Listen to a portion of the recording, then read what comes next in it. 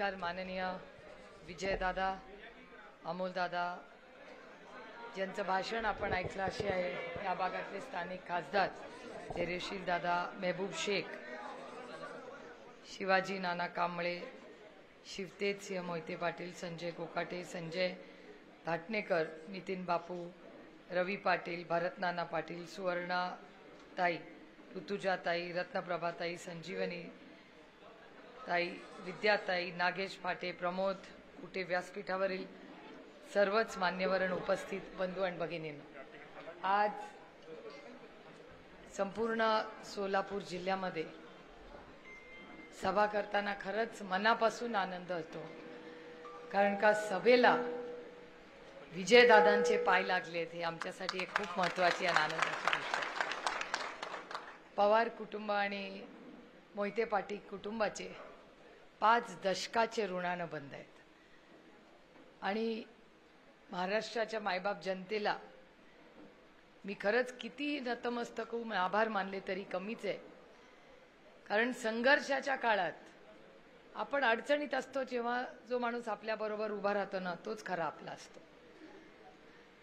एरवी सगळेच पोचतात सगळीकडे, पण जेव्हा संघर्षाची वेळ येते तेव्हा विजयदादा तुम्ही ज्या पद्धतीने आदरणीय पवार साहेबांबरोबर उभं राहिला याबद्दल मी तुमचे मनापासून तुमच्या आणि तुमच्या सगळ्या कुटुंबाचे मनपूर्वक आभार मानते।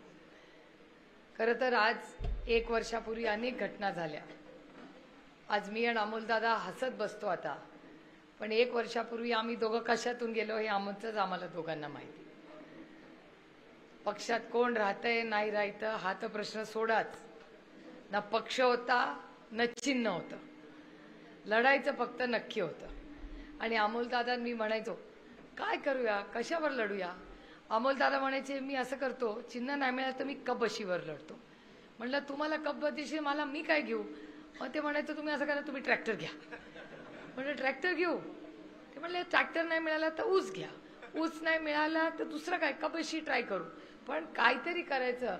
आणि रोज चिन्हावरनं मी आणि अमोलदादा चिन्हावर यायचं की तुम्हाला कुठलं चिन्ह मिळेल आम्हाला, कारण का ते पक्ष घेऊन गेले होते, ते चिन्ह घेऊन गेले होते, ते आमदार घेऊन, सोसायटी, ग्रामपंचायत, साखर कारखाना, सगळं हम लोक फकीर इथे, अजून काही राहिलंच नव्हतं जायचं।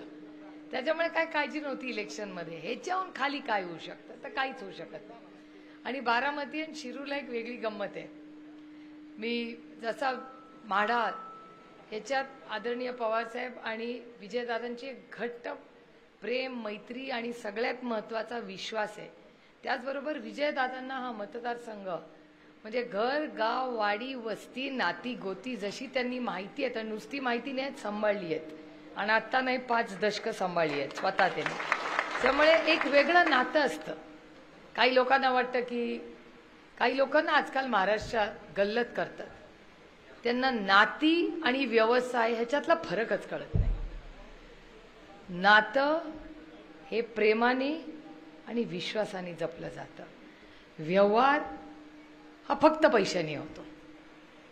नात्यामध्ये पैसे नसतात आणि व्यवहारामध्ये नातं नसतं, तर म्हणूनच व्यवसाय चालतो। कारण का व्यवसायात प्रेम आणलं तर मग झालं कल्याण, आणि नात्यामध्ये पैसे आणले तरी अडचण। त्यामुळे आजकालच्या महाराष्ट्र सरकारला वाटतंय की नाती काय अशीच पळतात हो, 1500 रुपये दिले की नवीन बहिणी। हा या भाऊ बहिणीच्या नात्याचा अपमान आहे। कुठलीही बहीण ही का पैशाने जोडली जात नाही, ती प्रेमाने आणि विश्वासाने जोडली जाते।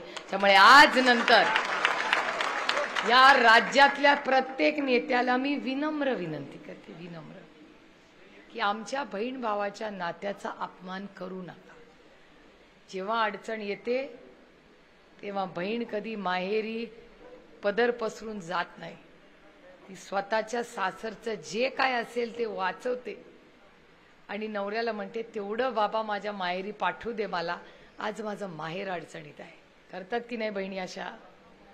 कधी माहेर कुणाचाच अडचणीत येऊ नये बाई, पण त्या महिलेचा जीव आणि त्या बहिणीचा जीव त्या माहेरात आयुष्यभर अडकलेला असतो, कारण का ती प्रेमाची नाती असतात, त्याच्यात व्यवहार नसतो। आणि यांचा गैरसमज झालाय की 1500 दिले म्हणून या राज्यातल्या महिला त्यांच्याबरोबर उभ्या राहतील.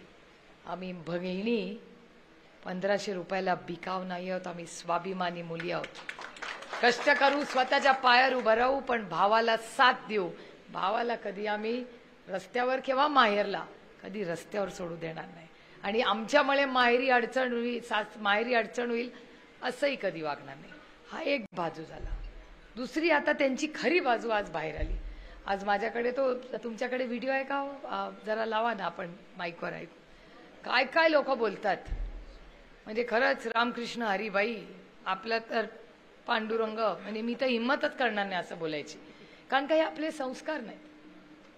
हे जय श्रीराम म्हणतात, मी कधीच जय श्रीराम म्हणत नाही. मी मर्यादा पुरुषोत्तम राम म्हणते, कारण भगवान रावाने नेहमी मर्यादाच ठेवून सगळी नाती जपलेली आहेत. ह्यांच्यासाठी तो चुनावी जुमला होता, आमच्यासाठी ती आस्था आहे. जेव्हा मी रामकृष्ण हरी म्हणते तेव्हा राम कृष्ण हरी आणि माझा हरी, हरी मुखे म्हणा, हरी मुखे म्हणा. 1 मिनिट तुम्ही आमच्या हरीचं नाव घेतलं ना तरी देव पावला. तो काही म्हणत नाही, सगळं सोडून इथे बसा. आणि पांडुरंग हा एकच देव आहे जो म्हणतो माझ्याकडे आला नाही तरी चालेल, चांगली सेवा करा, मी तुम्हाला दर्शन द्यायला येईन, तुम्ही माझ्याकडे यायची गरज नाही. कोण म्हणतं असं मला सांगा. आणि संतांची पावनभूमी आहे, संस्कारी आहे. आणि यातले कर्तृत्वान सत्तेत असलेले भाऊ, त्यांचे भाषणं तुम्ही ऐकली तर रामकृष्ण हरी बाबा. एक भाऊ म्हणतो, आलं का व्हिडिओ? आलं का?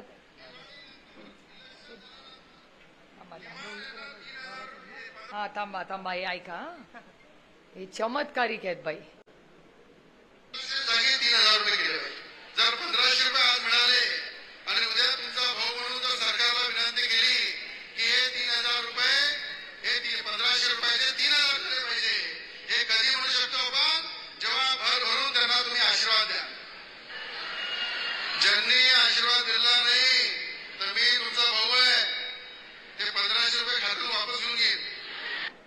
ऐकलं का काय बोलला बाबा? की 1500 रुपये वापस घेईन. ओवाळणी मी बोलू पण शकत नाही ह्याच्यावर. म्हणजे अहो काय संस्कार झाले. तुम्ही विचार करा, माहेर जेव्हा आपण सोडून सासरी जातो तेव्हा घरी आमच्या बहिणीला नीट बघा, हे सासरपर्यंत सोडणारा तो भाऊ असतो.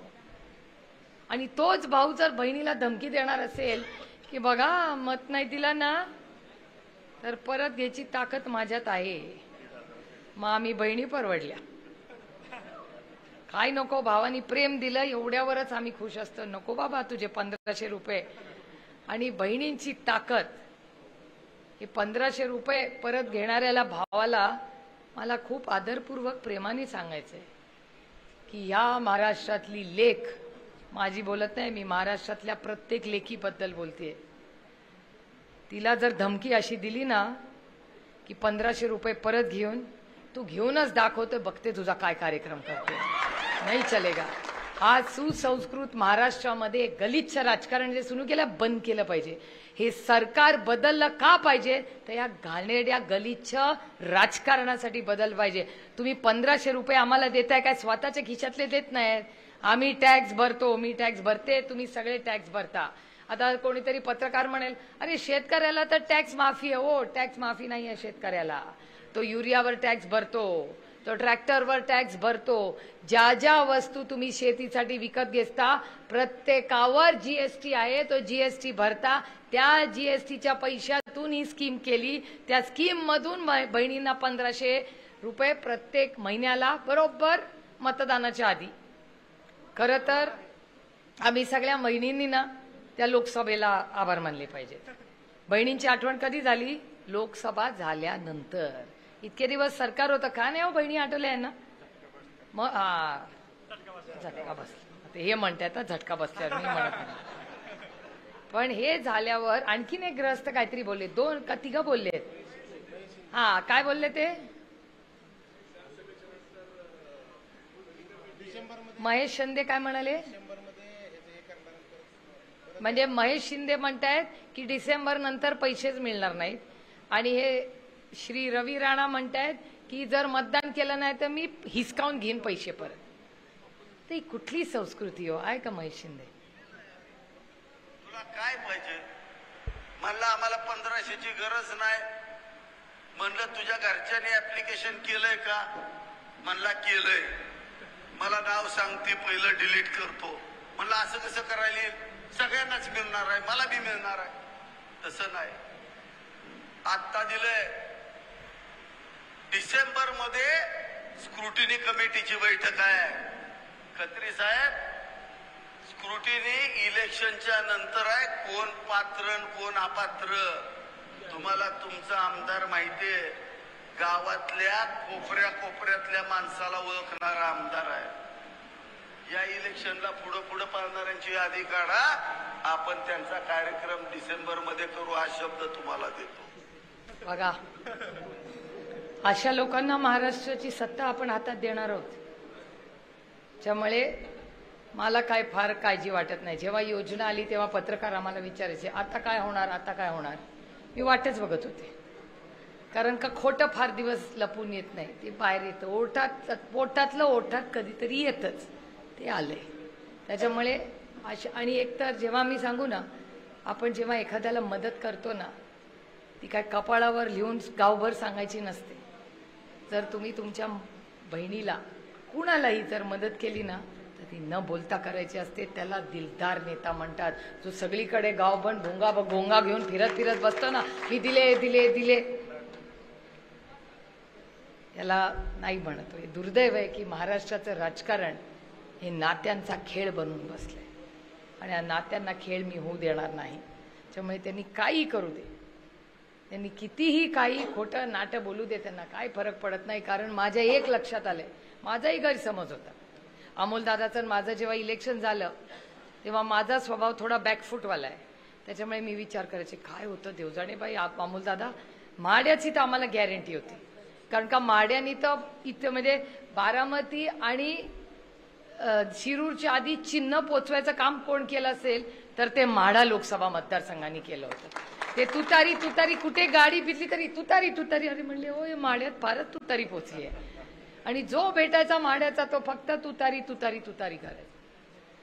आणि मग मी आणि अमोलदादांनी ठरवलं की आपल्याही मतदारसंघात, मग अमोलदादा मला फोन करायचे, ओ त्या गावाचा माणूस आलाय, तो म्हणतोय तुतारी वाजवणारा माणूस पोचला नाही. मी अमोलदादाला फोन करायचे, अरे तुझ्या त्या भागात बघ रे बाबा, तुतारीवाला माणूस पोचवला नाही. कारण का अमोलदादां माझ्याकडे होतं काय? आमच्याकडे ना आमदार, न सोसायटी, न जिल्हा परिषद, न पंचायत समिती, न दूध संघ, न बँक, सब कुछ गया था. यंत्रणाच नव्हती आमच्याकडे. फक्त सगळ्यात मोठी ताकद म्हणजे आमच्या लोकसभा मतदारसंघातली मायबाप जनता आमच्या बरोबर होती. हीच आमची ताकद होती. सगळे नेते, 100 नाही 1000% नेते सगळी तिकडीकडे. आणि एखादा आमच्याकडे असला तर त्याच्या घरी आम्ही गेलो किंवा फोटो लावला किंवा कमिटीत घेतला की दुसऱ्या दिवशी बाबा आम्हाला नॉट रिचेबल. मी फोन करायचे, अमोलदादा काय झालं? म्हणले बघा काही हो ताई, काल आपल्याकडे होता आज गायब आहे. म्हणलं काय झालं? तिसऱ्या दिवशी त्यांच्या व्यासपीठावर प्रवेश. असं रोजच होतं. आणि कोणी व्हॉट्सअपला फोटो लावला तर घे दमात. ते काय गमती, आता त्या गमती गमती वाटतात. त्यावेळेस कशातून गेलोय आमचं आम्हालाच माहिती. पण ठीक आहे, आता तो एक वेगळा अनुभव होता. आम्ही आपलं रामकृष्ण हरी म्हणायचो आणि पुढे जायचो. पण ते सगळं इलेक्शन महाराष्ट्राचं हे कुठला पक्ष लढला नाही. ते इलेक्शन ह्या राज्यातल्या स्वाभिमानी माणसांनी हातात घेतलं होतं. आणि त्याच्यामुळे हेही इलेक्शन जे आता विधानसभा येणार आहे त्याची मला फारशी चिंता नाही आहे. आपल्या बदल सत्तेसाठी फक्त नकोय, पण आज महाराष्ट्राचा रोज जो अपमान दिल्लीत होतो ना तो मला नाही सहन होत. माझं एवढंच म्हणणं आहे की असा सरकार महाराष्ट्रात आणा जो दिल्ली समोर मुजरा करणार नाही, एवढीच माझी माफक अपेक्षा आहे. पालकमंत्री बदलायचा, दिल्लीला निर्णय. ग्रामपंचायतीत तिकीट कुणाला द्यायचं, दिल्लीला निर्णय. दुधाला भाव किती द्यायचा, दिल्लीला निर्णय. कांद्याची निर्यात करायची का नाही, दिल्लीला निर्णय. हे सगळेच दिल्लीला निर्णय करायचे असतील तर मतं पण त्यांनाच मागा ना. इथे कशाला काय करताय? मेहबूब शेख तुम्ही बोलला, मेहबूब भाई ही गोष्ट खरी आहे की या सरकारला अधिकारच नाहीये महाराष्ट्राच्या मायबाप जनतेला मतं मागायचा. त्यांनी आपल्यासाठी काय केलं मला सांगा. आता कांद्यावर आणि दुधावर बोलताय. जेव्हा लोकसभेचं इलेक्शन होतं 1 वर्ष मी आणि अमोलदादा पार्लमेंटमध्ये रोज दुधाच्या भावासाठी आणि कांद्याच्या भावासाठी, सोयाबीनसाठी, कपासासाठी लढत होते. तेव्हा कुठे गेले होते लोक? तेव्हा यांना सुधत नव्हतं. जेव्हा सगळे हे शेतकरी कांद्यासाठी रडत होते, आंदोलन करत होतो, लासलगावला बंद होत होती तिथली सगळी यंत्रणा, तेव्हा यांना दिसत नव्हतं. तेव्हा कांद्याचं दुःख दिसत नव्हतं. जेव्हा शेतकरी आत्महत्या करत होत्या तेव्हा यांना तुमचं दुःख दिसत नव्हतं. जेव्हा मुलांची फी भरायला त्यांना पैसे नव्हते तेव्हा यांना तुमचं दुःख दिसलं नाही. अहो, आशा वयस्कर अंगणवाडी सेविका आज मुंबईला आंदोलनं करतायत. यांना द्यायला पैसे नाहीत, पण 18,000 कोटी रुपयाची मेट्रो करायला यांच्याकडे पैसे, कांद्याला द्यायला पैसे नाहीत, पण हजारो करोड रुपयाचे रस्ते आणि ब्रिज, कारण का त्याच्यात मोठे कॉन्ट्रॅक्ट असतात, त्याच्यासाठी यांना पैसे. म्हणजे गरिबासाठी यांना पैसे नाही आहेत, मोठ्यासाठी यांना पैसे आहेत. आणि आज मी कधी खोटे नाटे आरोप करत नाही, मी आरोप करतच नाही कोणावर, आपलं राजकारण तसलं नाहीच. पण मी तुम्हाला सांगते, हा डेटा सांगतो की महाराष्ट्रामध्ये महागाई सगळ्यात जास्त, या देशात महागाई महाराष्ट्रात, बेरोजगारी महाराष्ट्रात, आणि भ्रष्टाचार पण तुमच्या माझ्या महाराष्ट्रातच झालेला एक दुर्दैव आहे आपलं. आणि आपल्याला, मी तुम्हाला शब्द देते, रेकॉर्ड करून ठेवाय सगळं, की महाराष्ट्रात भ्रष्टाचार मुक्त करण्यासाठी जे काय करायला लागेल ते मी करायला माझी तयारी आहे. मी का त्यांच्या विरोधात बोलू शकते? कारण का माझं नाही ना यांच्यासारख्या भानगड्या. आता मी भाषण केलं, माझ्या नवऱ्याला पाठवली इन्कम टॅक्सची नोटीस, पाठवा, काय होत नाही, लढलेंगे. काय करून करून काय त्रास देतील हो? आणि डरना मना आहे, ज्याला कर नाही त्याला डर कशाचा? आणि माझ्या नवऱ्याला सवय झाली आहे त्या नोटीसची. मी भाषणातला जरा वाढवला इथून जोर की नोटीस येते, की तो उत्तर देतो, मग थोडे दिवस गप, परत धार वाढली की परत नोटीस. आता बातम्या लागल्यात सगळीकडे, मला नवऱ्याचा मेसेज आलाय मगाशी, आता धार वाढली, आता दिवसाला नोटीस येईल. म्हटलं 90 दिवस सहन कर बाबा. आता बायकोला 32 वर्ष सहन केलेच, 90 दिवस क्या चीज आहे? कारण का आता इलेक्शन दिवाळीच्या आधी झालं तर 75 दिवस, आणि दिवाळी नंतर झालं तर 90 दिवस.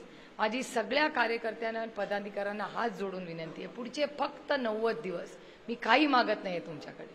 एक बहीण म्हणून पदरात फक्त 90 दिवस टाका, एवढंच मागते, बाकी काय नको. ना तुम्ही 1500 रुपये द्या, ना परत द्यायची धमकी. आणि आपलं नातं नाही हो, नाती अशी पैशानी होत नाहीत, नाती प्रेमाने आणि विश्वासाने होतात. आणि तीच नाती, ती नातं जोडायला नाही लागत हो हिंमत. नातं पुढे नेण्यासाठी आणि ते टिकवण्यासाठी ताकद लागते, जी आदरणीय पवारसाहेब आणि विजयदादांनी आपल्याला करून दाखवली, ही ताकद आहे, त्याच्यात कुठलाही व्यवहार नाही.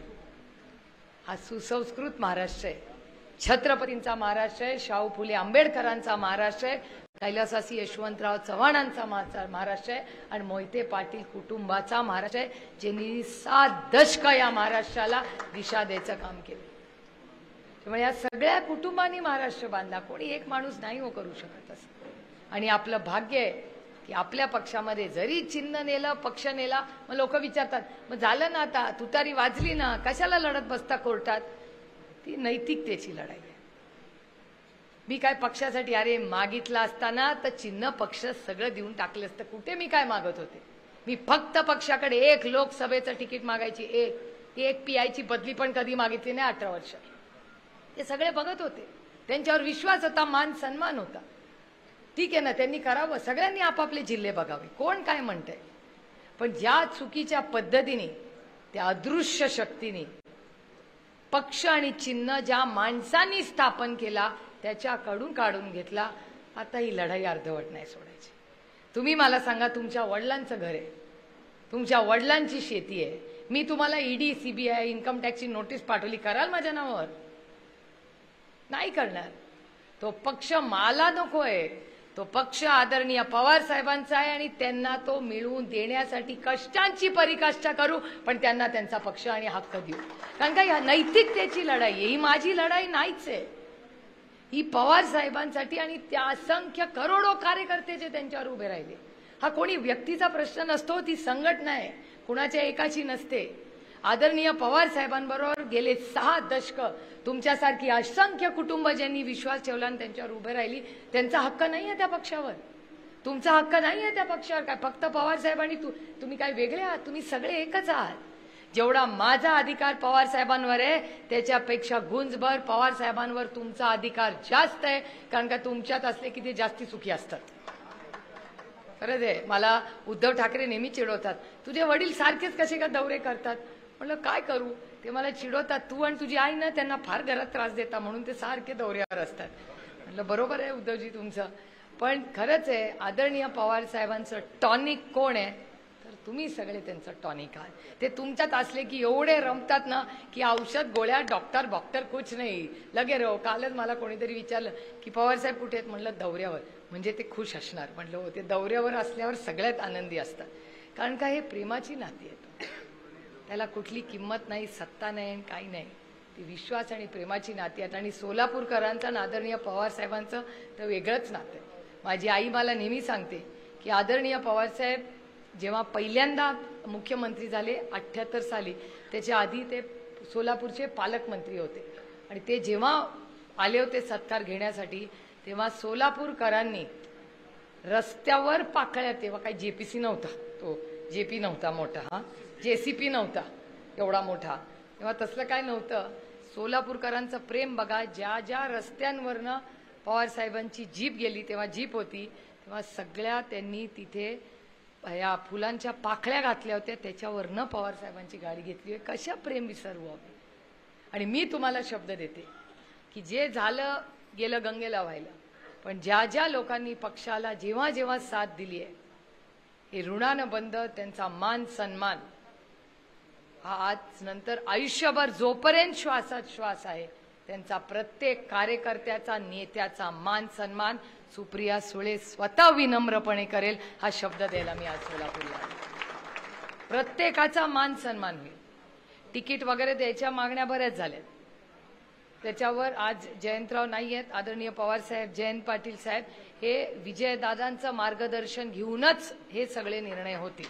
त्यामुळे विजयदादांची ते साहेब बोलतील, तो काही निर्णय घेतील. पण माझी एवढीच विनंती आहे की आज एक कार्यक्रम झाला आहे वेगळाच. माझा पण मतदारसंघात मी आणि अमोलदादा गाडीत आज धैर्यशील दादांना तेच सांगत होते की मागच्या वेळी जेव्हा इलेक्शन झालं नाही 19चं, तेव्हा काही ठिकाणी एकत्र पक्ष होता तरी कॅन्डिडेटचा प्रॉब्लेम होता. आता हे झाल्यापासून आज प्रत्येक मतदारसंघात 6-6, कधी 7, कधी 4, कधी 5 असे इच्छुक झाले. याचा अर्थ पक्षामध्ये टॅलेंट किती आहे. मला नेहमी पत्रकार विचारतात की हे निघून गेल्यावर काय होईल. हा देश खूप टॅलेंटेड लोक आहेत. देश में टॅलेंट की कमी नाही आहे. कोणी आई गेली तरी पोरं जगतात ना, तर मग या देशात काही टॅलेंट नाही आहे. एखादा सोडून गेला तर दुसरा मोठा तिथे उभा करू, जो सुरुवातीतून शून्यातून विश्व उभं करेल आणि क्रांती घडवेल या महाराष्ट्रात. त्यामुळे इलेक्शनसाठी पुढचे 90 दिवस आपल्याला सगळ्यांना गाव, वाडी, वस्तीवर फिरायचंय. आपलं चिन्ह पुन्हा एकदा बिंबवायचंय. पुन्हा पुन्हा असं म्हणू नका अरे त्यांना तर माहिती आहे. नाही, येस, एकदम सिस्टमॅटिकली गाव, वाडी, वस्तीपर्यंत महिलांना पण संधी द्या. महिला घरात चुलीपर्यंत जाऊन बसतात. आता गॅस सिलेंडर वाढलंय त्याच्यामुळे चूल परत सुरू झाली. त्याच्यामुळे तिथे शेवटच्या घरापर्यंत जा. सगळ्यांचा मान सन्मान करा आणि पुन्हा एकदा या संपूर्ण भागामधून मोठ्या संख्येने मतदान करून महाविकास आघाडीचे जे जास्तीत जास्त आमदार या भागातून निवडून येतील एवढीच अपेक्षा करते. पुन्हा एकदा इलेक्शनच्या प्रचारासाठी आम्ही इथे येऊच. आपण सगळ्यांनी म्हाडा लोकसभा मतदारसंघांनी जी साथ राष्ट्रवादी काँग्रेस पक्षाला दिली याबद्दल विनम्रपणे तुमच्या सगळ्यांचे मनपूर्वक आभार मानून आपली रजा घेते. जय हिंद, जय महाराष्ट्र. धन्यवाद ताई, धन्यवाद. देश विदेशातील प्रत्येक घडामोडींचे लाईव्ह अपडेट मिळवण्यासाठी आता साम टीव्हीच्या सर्व सोशल मीडिया प्लॅटफॉर्मला लाईक, फॉलो आणि सबस्क्राईब करा. तसंच सर्व नोटिफिकेशनसाठी बेल आयकॉन प्रेस करायला विसरू नका.